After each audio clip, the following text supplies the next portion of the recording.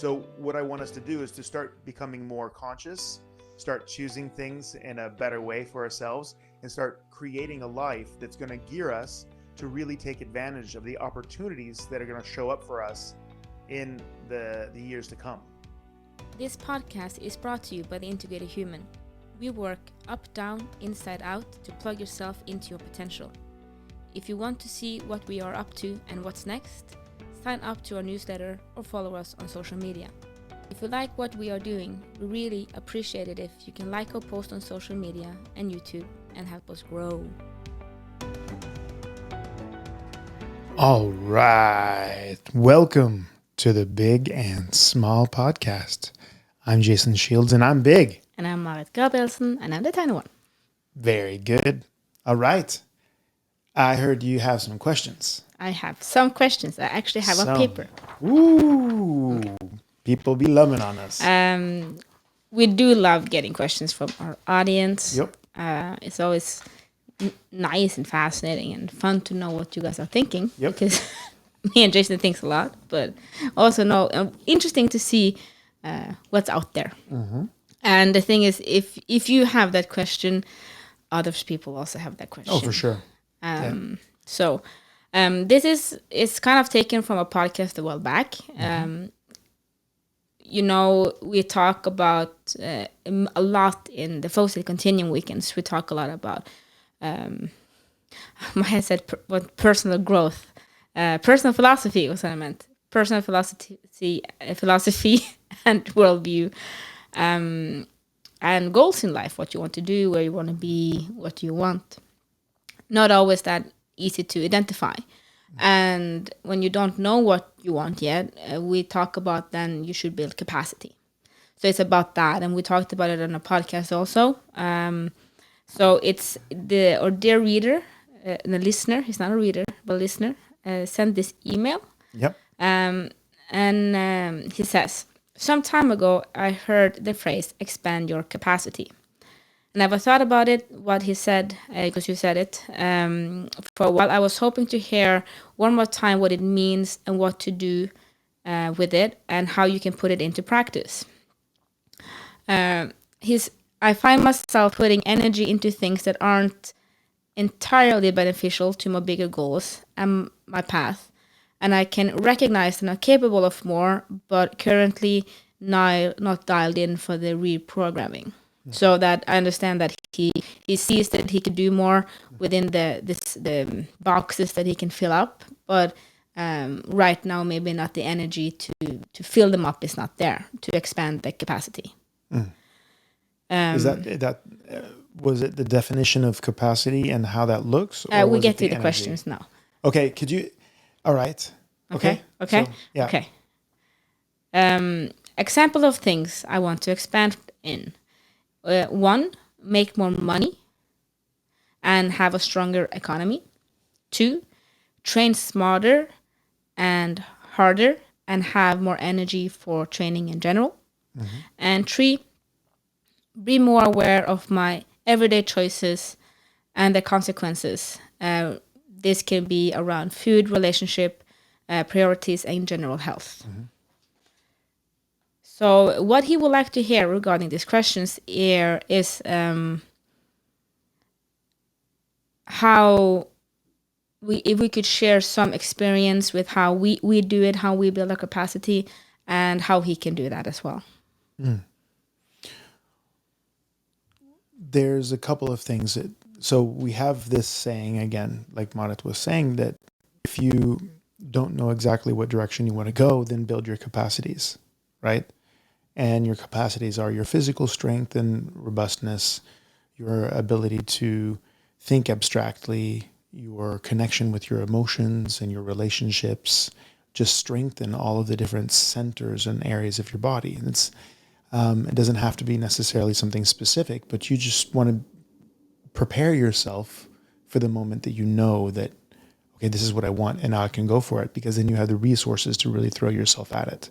Because when you're starting, a business and you're having family and you're building a house and all that, you may not be able to do those things like work out regularly and give yourself time. Like many people who are in their 30s, they're so busy doing the things you do in your 30s to build your life, that they kind of forget themselves a little bit. But if you go into that production phase of your life with a extremely robust body, it will tolerate that you're not working out regularly, for example. Then a session every once in a while will still keep your minimum quite high. Exactly. Yeah. It'll keep your minimum high. And also, because you have really good relationships with the people around you and your friends, you don't have to manage them every single week. Maybe my best friends, like you, Marit, if I suddenly was, snapped up by an alien and taken away for 20 years and brought back down, I know that if I sat with you, it would The be like, friendship would still hold. yeah, and not only it would be like I was never away. Yeah, it was, we would be I connected. think people have that experience with some friends Yeah. that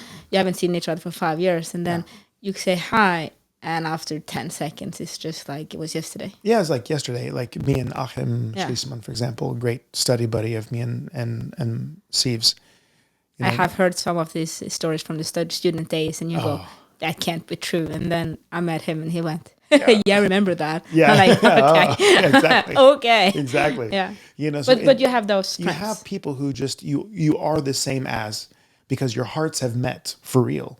So strengthening those relationships, and also your ability to think abstractly. That means try to figure out what your worldview is, what your personal philosophy is, so that you know that when you move forward and you find out what you want to do, then you can apply your philosophy to that. You can apply your way of thinking and your ability to plan in the future and think abstractly to that goal and win.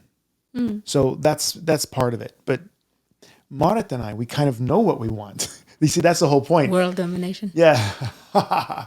No, we want to help. We talked about it 41 minutes in the last episode. Whoop, whoop. You hear me break down in tears because that's exactly what I want to do. Those are black belt tears, by the way. Yeah. But we would like to help people have a better life, and for them to help the people around them as well have a better life, because if you have it better, the other people around you will start having it better. It's just the natural progression of things. We want people to have less suffering and more joy, and with the suffering they had, I also understand how that works for them. Yeah. And that you are in charge of your own life. But then you have to start making decisions, and that's kind of the process you have to go through. And we would like to do this for thousands and thousands of people. That's it. And And I think that's it's necessary. Like I talked about in the last flow state, we talk about you shouldn't pollute, you shouldn't throw stuff in nature, because like plastic bags, for instance. Yeah. Well, in my experience, when you have it good on the inside, you won't throw it in the nature. In nature, you will take that home with you. Healthy, it's not aware people make it good doesn't decisions. cost you anything to hold that in your pocket. But very strange, strangely enough, when you have it shitty, when you are depressed and low energy and surviving, your life is a battleground. To take that piece of plastic into your pocket requires too much energy. Yeah. And that's why you just drop it. You can't hold it. Yeah. So it doesn't help to yell at people for polluting. You need to change their inner state so they won't pollute. Yeah. And as we become in this society more powerful individually, we must understand that our individual evolution and awakening becomes more important. If you give people who are making bad decisions and don't care about society and don't care about themselves more and more power, that can never end well. The only way that we can move forward, enjoying our lives, enjoying the planet, and building the human race is to wake up, and wake up now, because we're becoming extremely powerful. Each one of us has the whole library of Congress at their fingers. We have all the information. We have all the connectivity to basically find and do anything we want. Wake up. Make the good decision. And create the beautiful life that you want. That's what we want for everybody. Yes. So, yeah. But when you So, don't know yes, that when- you want all of that. Exactly. Then I would say you want a routine that's going to build you. So, for example, getting up at the same time in the morning, going to bed at the same time in the evening, getting your biorhythm going. You know, your eating and your sleeping needs to be in a rhythm, period. If you're not eating well and you're not sleeping well, you're not going to do well, period. So get used to having a routine.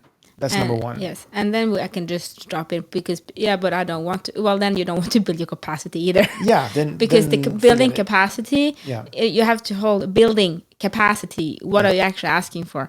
Some of the things I learned in my process was to actually try to understand the words you're using. So when a friend here asked to build his capacity, you're actually you expanding what you already have. Yep. An expansion requires some sacrifice, Mm-hmm. and it would not be pleasant necessarily. So if you're used to waking up at 9, waking up at 7 is not pleasant. Yeah, change sucks. Change, no matter good or bad, change is horrific. Yeah, this is the thing people don't understand. You get a new mattress, even if it's a much more expensive mattress, you get back pain. If you go to a mattress that's really cheap, you get back pain. Why? Because it's a change. Something you're using all the time, you change it, it hurts. Sorry. Yeah, so you have to stick with it for a while. That's why I'm saying that yes, start with that, but don't expect that because I want change or building my capacity is going to be pleasant. No, because if your body is used to waking up at 9 and now you wake up at 7, it's difficult. And when you're used to going to bed at 1 o'clock in the evening and you have to go to bed at 10, your body beginning going to go, this is our gaming time. We're used to being awake. Yeah, So you have to kind of give some room for that adaptation to happen. exactly. So that's eating and sleeping. The other part of that is you should have 2 sessions of meditation a day. And that can be 5 minutes, 10 minutes, 20 minutes, 30 minutes, an hour, whatever you want. But you should pick something that's bite-sized to begin with to make sure that you're able to do it and that you actually sit yourself down and do it twice a day. One early, one late. Yeah, so right after Yeah. you go to wake up and before you I go would to say bed, or when you wake up in the morning and you brush your teeth, you take a shower, whatever you do in the morning, and you get yourself collected. You can either do it right before you eat breakfast or right after you eat breakfast. And if it's just for 5 minutes, you can do it as you're eating breakfast. I mean, it's not like you have to go into your yoga room and put on the incense and put on the great music and ling ling. All you have to do is sit down and start following your breath, right? Like we do in the moksha meditations. Or find another meditation technique that's very easy. The reason why I like moksha, which is following the breath, and if you don't know that meditation, follow us at the Integrated Human, and we've given that out so many times. Show up at our flow state continuums, you learn it there. My point is, do something that's bite-sizable so that you can create the routine of giving yourself that connection with yourself twice a day. Then you're eating and sleeping and you got your meditation on, right? Then we know that you're going to have to feed your relationships and you're going to have to feed your mind. Okay, you got your spirit and your body in order, eating and sleeping, got your meditation.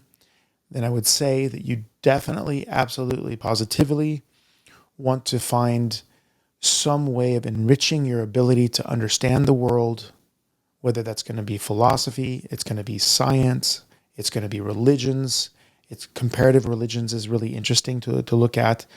You should use your mind. I have studied lots of philosophy, shamanism, ancient cultures.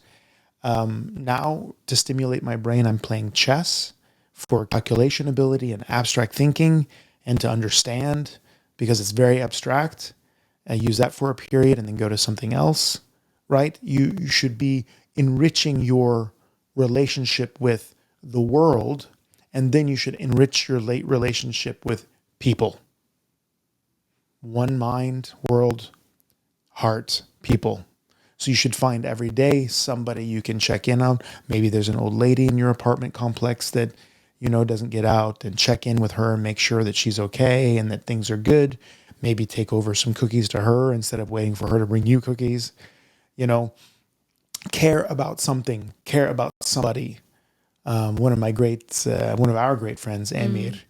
You know, this guy is so wonderful. Oh, he's a sweetheart. He is a sweetheart, but he's also a giant of a man and looks like a Greek statue, and is a black belt in jiu-jitsu as well. But he's checking up on all the elderly ladies in his apartment complex when he comes home from work to make sure that they're okay and they need anything, you know. And it's not like you have to be a slave to the community, but just at least once a day, care about somebody other than yourself. Could be that if you work in if you look in a open office, what's it called in English? You know, it's just like open office space. Yeah, open landscape. Yeah, you know, office. you see someone that's having a bad day. When you go for a cup of coffee, bring a coffee back to them, and you don't have to say anything. Just put it at their Hey, I got myself a cup of coffee. I got you one. You don't have to engage in a conversation if you don't want that. You can. But that means that you actually checked up on someone. You gave them something. Yeah, you saw them. Exactly. You know, you can, if you work in a grocery store, I promise you, there is a short person in there trying to reach for milk.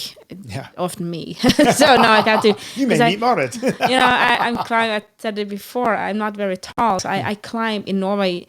One of the great things for America is that they actually help me. In Norway, we like each other's space. So if it looks like you got it, we don't ask. Yeah. So often I climb inside the milk room to get, because usually what I want is all the way on the top. The cooler. She's like climbing. So in just the cooler. going over and asking, do you want something? Can I help you with that? If you have an older lady putting, apples into these plastic bags, help her.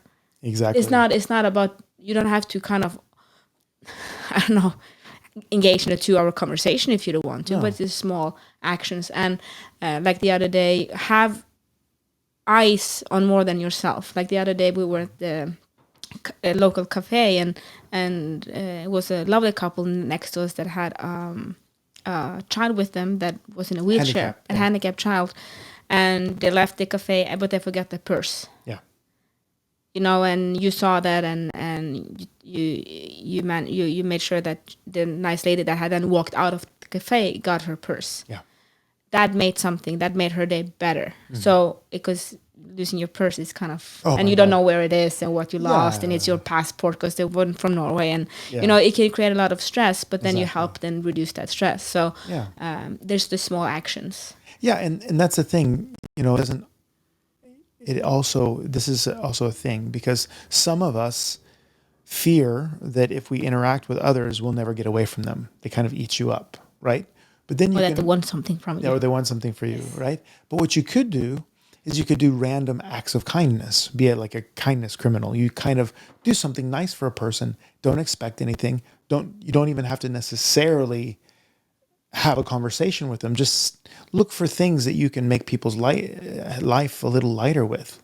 You know, help the old lady across the street, or you see that it's super busy in the restaurant that you're in. Maybe, you know, if it's a cafe, for example, take some plates off and put it near the kitchen so that they don't have to run for it. For example, you have no idea what a good feeling that is when you're working your ass off and people help you in a restaurant, for example. It gives you a feeling of someone seeing what you're doing. Exactly. And it's not a lot, but it's just understanding that they don't kind of leave all the trash floating around. They care enough to at least collect it, or just small things. It matters so much. Random acts of appreciation. Hey, by the way, I've never seen anybody work a room this efficiently. You're really efficient with cleaning off tables. Oh, thank you. I remember I had a guy do that to me when I was working. He said, "You're always smiling." I'm like, "Yeah." And he said, "Well, how do you do that? That's so amazing. I just feel so much better when I come into the restaurant here." That was when I was 16. And I just said, well, the day I can't smile when I come in here is the day I quit. You know? So we had a nice interaction, and then we went on with our lives, right?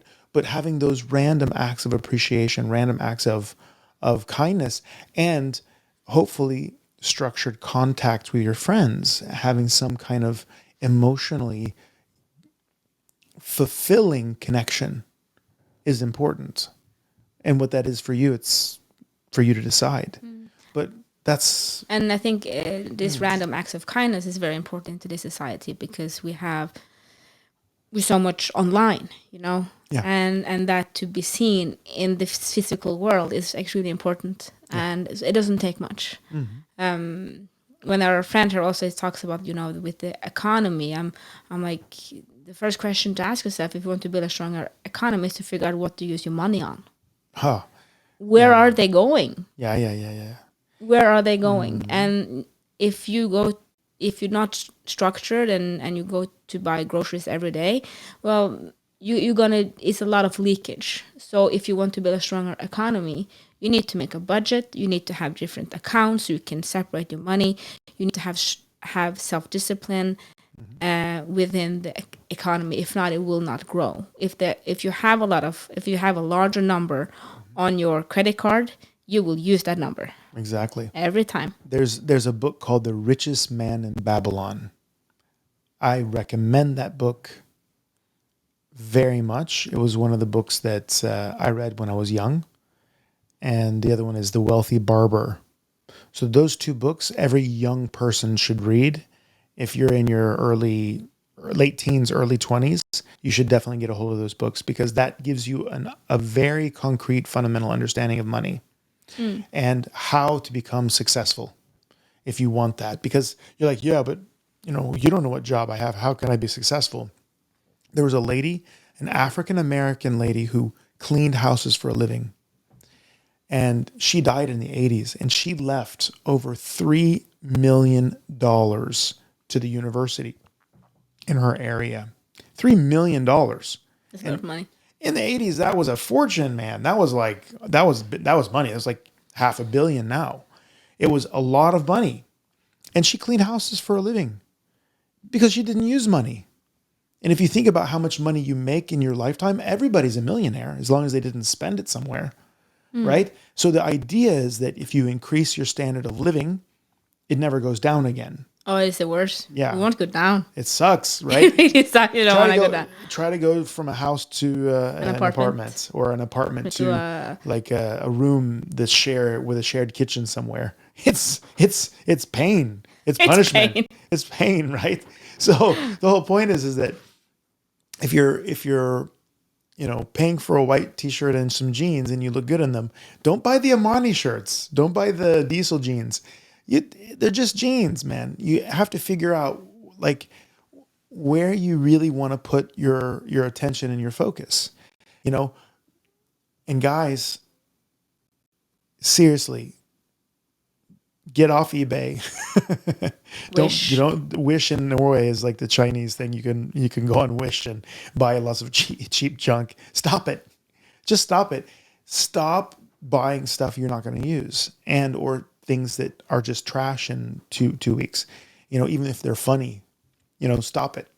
Yeah, you need to make a structure here, because you have to understand where your money is going. Yeah. And you have to remember that what you wish and what's the fact are two different things. Yep. And your higher goal should then be more important than the short-term gain. That's not it. even a gain, but the short, because and we do use shopping as a way of getting dopamine. It's dopamine, and it is a dopamine producer, but it's also an escapism, because as long as you're buying something, you can feel like you have success, and that you can feel that you have resources, and you can feel like you're powerful because I can hit that button, I can get that thing from China, and I can have that thing. Yeah, and to actually be disciplined there. And one thing also, if you want to build your capacity, be disciplined with time. Yes. I think that is the most important thing. Be disciplined with your time. Where is your time going? There is very few other things are limited in our world. Yeah. Time is the only thing that's constant for everybody. Yeah. So you should know where you put your time. Get an overview of how many hours a week you game. Yeah. And then you ask yourself, say you gamed 15 hours. What did those 15 hours give you? Ask those questions. Because if you, like he said that he's having difficulties finding the energy to kind of make changes maybe. Well, for me, it helps to kind of just take an overview of my life and see what am I actually doing. And then remembering is this the way I want to go? When I'm always I have, I'm having this picture when I'm 96, and I want to look back and say kind of I did life. Do I want to have said that I did life with spending 15 hours a week gaming? Is that the thought I would like to have of myself 10 years from now? Exactly. And if you're having difficulties also in building the capacity right here and now, first of all, you will have periods of lower energy. Yep. But then the structure that you mentioned first with wake up on time, do a morning meditation, get to work, do acts of kindness, build something, listen to a podcast, or read a book. Now you've gotten two books to read in this podcast, and do a night meditation. That's still, at least all of those things are doing something good for you. Yes. It's building something, and it's making something better. Yep. True. And then when energy comes, be disciplined with it. Yep. Know where you want to put it, and put it to work. Yep. That's it. Excellent. And you can be extremely successful. I just want to tell you a small story about my own gaming past. I grew up in the old school, right? The Sinclair and the Commodore 64 and the Atari and all of those things, and the tennis going back and forth. So for me to experience the evolution of gaming has been amazing. Okay. It's been really amazing. And I played this game for a while called Team Fortress 2. And I thought it was amazing, man. I was so excited about this game, and I learned all the tricks, and I was just killing it. I was a monster online. I just loved that game. And somebody said, "Did you know that there's like a screen where you can see?" I didn't want to mention this when we Yeah. talked about game. I'm like, I'm not gonna out Jason on this. Yeah. But yeah. I don't want. I'm very You happy you're should. doing it yourself, because it's Well, and it shows. yeah. It's a perfect. Sorry, I love this example. Yeah. It's exactly what I mean. Exactly. It's like I looked at it, I said, there's a screen there. And I said, yeah, and you can see how many headshots you get, and how many stats you get, all your stats, right? And I was like, oh wow, that's amazing. And I started looking at it, and guess what? At the top was how many hours you've played the game. And I realized that the number of hours that I used playing that game was equivalent to a master's degree in any subject at university. That's the day Jason stopped. I was like, nope. And that's the thing. It's exactly It's crazy. the thing. 3 hours here, 1 hour there, but you do it consistently. Anything you do every day, you do a lot. And think that we find time. And this is, and everybody, I'm as guilty. Grey's Anatomy, finally finished everything. Guilty pleasure. Guilty pleasure. And I ask myself, how many episodes do I actually need a day? Because, I can find 40 minutes times 4 or 5 or 6 or 7, who knows how many. Yeah. But I can't find 5 minutes to check in And do a meditation. and do a meditation. Yeah. Oh, don't have time for that. Oh, don't have I time don't for have time that. for No. that. But How? But I do have time for that. yeah, and to scroll through Instagram for 40 It minutes. was so, that's why to find out where's your time going. Yeah. You get some, it's not very pleasant, but it, like he says, he has having now a tendency where his energy kind of goes where it's not beneficial. Well, then find out how not beneficial it is. Mm-hmm. Because if you do it every day, Yep. you do it a lot. Yes. So if it's, I'm not shaming gaming. Well, But let's take that as an example, Yeah. because it's very difficult Yeah. to game for 15 minutes. You game for 2 hours. Find out how many hours a week you game, yeah. and then you see how many minutes, changing from hours to minutes, you used on something that, like meditation, that is good for you. Yeah. It builds you. You may not feel like it right there and then, but over time, this will change so much. It will. How much time this week did you use on meditation? How many minutes this week did you use on building your capacity in brain. Yeah. Your connection with the Your world. connection with the world. How many minutes this week did you use on sending a message to friends, engaging with a conversation, helping that old lady? How many hours this week did you use on moving your body? Yeah. How many hours this week did you use on social media, gaming, or any other behavior that you know is not beneficial for you? Yeah. I'm not saying that you can't have an hour of Netflix or an hour of gaming every once in a while. Go for but it. I ask myself, and the reason I'm hard on it because I ask myself this question: do I need to watch Grey's Anatomy from 5 to 9? The answer is no. No. And that's a thing for everybody to think about, because nobody has time. We're all so busy, except that we're also, most of us, entertaining ourselves at least 3 hours a day. I was thinking this the other day. We just changed the time, the clock. Yeah. And me and my husband always have a discussion: when is the light? We see, are we getting more light in the morning or less light in the morning? And then we never figure it out. And we're always wrong. But I did remember that some years ago I heard that, and this may be wrong, by the way, but this is what I heard, that it had to do with so you can have longer afternoons so you can work more. And then I was thinking, what time did they had before? They didn't have time, because they had to. Everything was physical labor. They didn't have any machines to fix anything. They didn't have lights in the evening, so you were gonna read with the candle, and your eyes get wrecked. And now I have flashlight on my phone, but I can't find 5 minutes for reading. Yeah. Because I'm so busy. Oh yeah. It's so fascinating. Same thing. We never had more time, but we never had less time. And I think it's because of what you said. We are constantly entertained. We're constantly entertained and stimulated, overstimulated. People don't realize that they actually could just sit down and calm down for a minute, and that would help them. But they're just like looking for the next thing to buzz them, get their dopamine going or whatever. They get on this roll and they can't settle. And the reason why silent retreat is starting to become very popular. Yeah. The issue with silent retreats is that the contrast is too big. Yeah, people go freaking crazy when you go from so much entertainment to nothing. And that's where moksha is so beautiful, because you can find that silence, always a lot of stuff going around outside. Yeah. It's amazing. And there's a technique, and the technique, here's one of those beautiful things. Here's a technique. Don't stop gaming. Add something to your life that takes time so you have less time to game.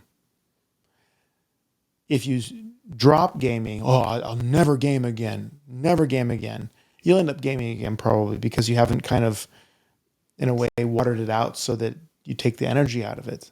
Yeah, because you still want to game. You want to game, and then you can't, and this thing builds up inside you, and then you basically binge game, and suddenly you're binging and gaming weekends in a row and hardly sleeping and having, starting to create like gaming festivals in your apartment and eating pizza all night long instead of just, doing the 2 or 3 hours before, like you were doing before. So what you do is say, okay, I'm going to game, but before I game, I'm going to meditate. And also notice that your gaming gets better when you meditate. Okay, before I game, I'm going to make sure that I get a good meal. I'm going to meditate for 15 or 20 minutes, and then I'll game. But I'm going to bed at 10 o'clock because I want to be fresh for tomorrow, because I want to work hard and make money. Good. Cool. Taking care of my body. I'm getting my gaming in. I'm eating and meditating, and that's great. Then you do a lot of things that's good for you. Yeah. And you're always building something forward. Exactly. And you're like, well, okay, before I game, I'm going to eat. I'm going to meditate. I'm going to read something important. I'm going to read one chapter of this really cool book, and then I'll game and go to bed at 10. So slowly but surely, the amount of time that you have to game becomes less, and then it becomes less and less important because you're stimulating yourself other places and you're growing other places. And that's the thing, because of you building the capacity to go from not meditating to meditating 2 hours a day. Yeah. 2 times a day, so you have meditated 4 hours. It's not sustainable, because you have to build a capacity. So it has to be a slow growth. It should be a slow growth, Yeah. not necessarily cold turkey or black and white. So Yeah. to then start with, again, come in contact in 5 minutes in the morning and 5 minutes at night, and start meditating 5 minutes before gaming, and then 10, and then 15, and then 20. You're still building capacity then. Yeah. Because the thing is, if you never, say a chiropractic clinic, if you never seen 50 patients, you used to 10, and then you next day see 50, you don't stand a chance. Yeah. It's the same thing with training. You know, people don't understand that if you're a world champion in anything, you train a lot. But it's not just to decide, now I'm going to train a lot. Like a champion, You don't have start to- with 20 hours a you week. can't. I mean, we were training 20 hours a week when we were basically going for gold medals in the world championship. But you can't start there. You have to start at 3 hours a week, and Yeah. you're wrecked. Yeah. You're wrecked in the beginning, man. You train 3 hours of jujitsu. You can't walk. You're fucked up. You know. And that's the thing, we trained, we did before Corona, and when we were going for World Championship, we trained 20 hours a week. Yeah. And we still train way above average, Yeah. but it's less than 20. Yeah. Because we found other things. We do Integrated Human now, and like this podcast. Usually this was actual training time, Yeah. but now it's podcast time. Yeah. Because the Integrated Human now became a priority, and we decided to work towards World Championship yet. Yeah. So, and the interesting part is that I still go to some camps in Amsterdam for jiu-jitsu to roll with ladies and to kind of just challenge myself a bit. But then because I'm not used to training 20 hours a week anymore and having 2 sessions a day, I then train to be able to train again. Yeah. Because I have less, I'm strong, I'm good, but I'm not, my capacity is slightly less now than it was. Yes. So when I know a challenge is coming like that, I train to be able to train there, to Exactly. build my capacity up again, We literally train to be able to train. be able to train. And Yeah. even people in the gym, like Number One Fitness, they go, "You train to train?"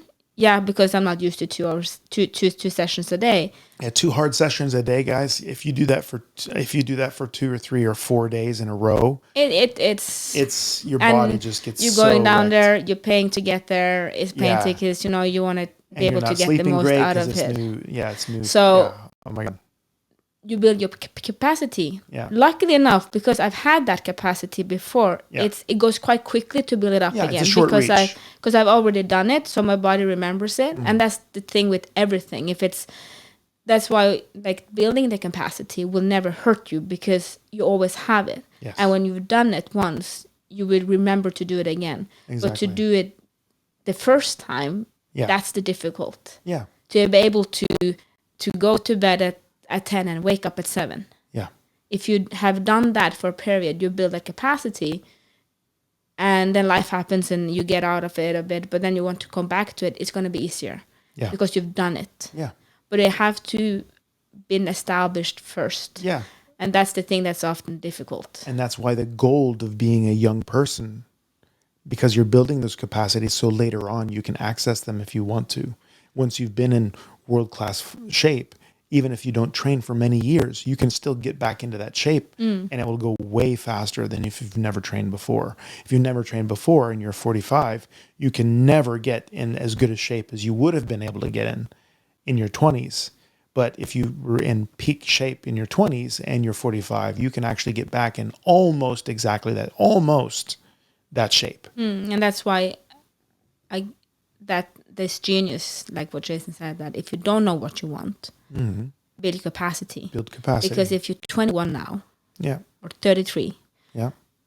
in 20 years, you wish you had built now. Oh, yeah. Because you're going to look back and the thing you needed capacity for, Yeah. if you didn't build it, it's going to be difficult to have it then. Yes. And exactly. You're going to miss the ability to actually create that. You know, it's kind of like with my athletes, my young athletes, I say, man, you should be lifting, you should be working out, build that body while your testosterone's flowing like crazy, because I guarantee you when you're 30 and 40 and 50, it's not going to be that easy. And once you've gotten that, you always can go back.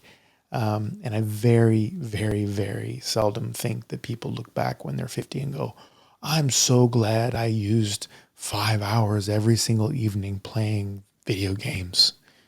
I'm so glad. I'm so happy. I'm so happy. You know, it's just so limit yourself. Put some structure in there. Put some structure in there so that you can move forward, and you know that when you look back, you can say, you know, that season in my life I used really well. Because that's what it's about. You know, in your teens, you're just trying to figure out that you're in the world. You don't know who you are. You don't know what you want. In your 20s, you kind of figure out who you are and slightly what you want. In your 30s, that's your production time. You know, you're strong, you're fit, you know where you're going, you have lots of health, you have lots of reserves, you hopefully have a direction. And you just swing the hammer. You swing the hammer until the head flies off the hammer. This is that time, because it's not really going to hurt your health to do that. You're going to recover from that. Your body can recover because you built your capacity in the 20s. And then you hit the 40s, and you're in your 40s, and you've been swinging that hammer, and the head flew off the hammer. And then you start thinking, okay, get myself a new hammer, and now I'm just going to hit the things that I kind of want to hit. You kind of know what you like. You're going to hit it with excellence and precision. Excellence and precision, exactly. You're going to start not thinking so much quantity, but quality. And you work very much towards trying to figure out the things that you like and avoid the things you don't like, and then prioritize the things you're really good at so that you can really kind of maximize your effect. And then you hit your 50s like I'm here now, and then you really start to select your life and evaluate the things that you want, and maybe move in a new direction or just continue to evolve your direction. But the whole point is that, you know, building that capacity is a wonderful phase. And when I look back at my life, since I'm older than Marit, I can say that I'm very proud of and happy with the way I've used each season of my life, because teenage Jason had different capacities than 50-year-old Jason, and 20-year-old Jason had different capacities than 50-year-old Jason, and 30s and 40s, of course, as well. So I've used these seasons properly, and it's not like I'm moralizing over our friend who asked the question. It's not like you have to do what I did, but you want to look back and think, okay, what are my capacities? When you're in your 20s, you know, if you're most people, it's not everybody, early 20s, before you have kids, before you have you're not a CEO yet, so you actually don't have that much responsibility. You have to show up for work, of course, but you don't have leadership. You don't have people under you most of the time, at least. And then you don't have that many demands on you from the outside. Use that time. Yes. Use it. I think I used it well. Thinking back, I think so. But use that time, because and if you listen to that, so if you are now like, yeah, but I'm a 38-year-old and I'm a mama. Well, use the time in your car. You know, maybe you drive to and back and forth kindergarten or soccer practice. Use that time for something. If it's listen to a podcast, or if it's you have so much audiobooks, many of these books that you talk about, they're in audio form. Oh yeah. Listen to that. I do it, but you know, and it's a whole meme about it. So people do it. Mom was sitting in their car just for 5 minutes of peace. Yeah. Before they go into the house. Yeah. Use that for something productive. Men traditionally hide in the bathroom, ladies. Just so you know, if your man's in the bathroom a long time, we know. He's hiding, and he's probably on his phone relaxing. Yeah. We know. But you know, that time you're using your phone just to have 5 minutes before you go in, don't use that on social media. Use it to build you. Yeah. That time that you have, take it for you. Don't drown yourself into the algorithms. 5 minutes of breath. Yeah. And do that. Find a way where you can fit it into your everyday. Where do you have time? Driving your car, wonderful time. Yeah. Walking the dog, wonderful time. Yeah. If you watch your kids on soccer practice, sorry, they're not that.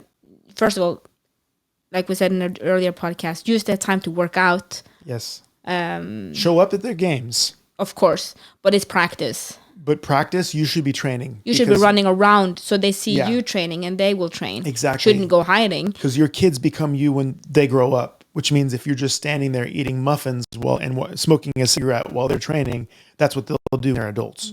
So find smart things that fits into your life and build that capacity slowly but surely. And then when it becomes a part of you, it becomes more natural into your life and it becomes who you are. That's it. Hope that answered some of the questions. Booyah. If not, send more. Yes. And if you have any questions about the answer to your questions, send one. Yeah, we love answering them. They're very fun to indulge in. So remember, you matter. Unless you multiply yourself by the speed of light squared, then you're energy. But if you can't be energy, matter. Thank you for listening to our podcast. We hope you felt we added something to your day and hopefully your life. If you want to learn more, subscribe to our newsletter and find us at integrated-human.com. That is integrated-human.com. Integrated Human on YouTube and other social media platforms. Have a great day and thank you again for listening. Love, light, and upgrade from us at the Integrated Human team.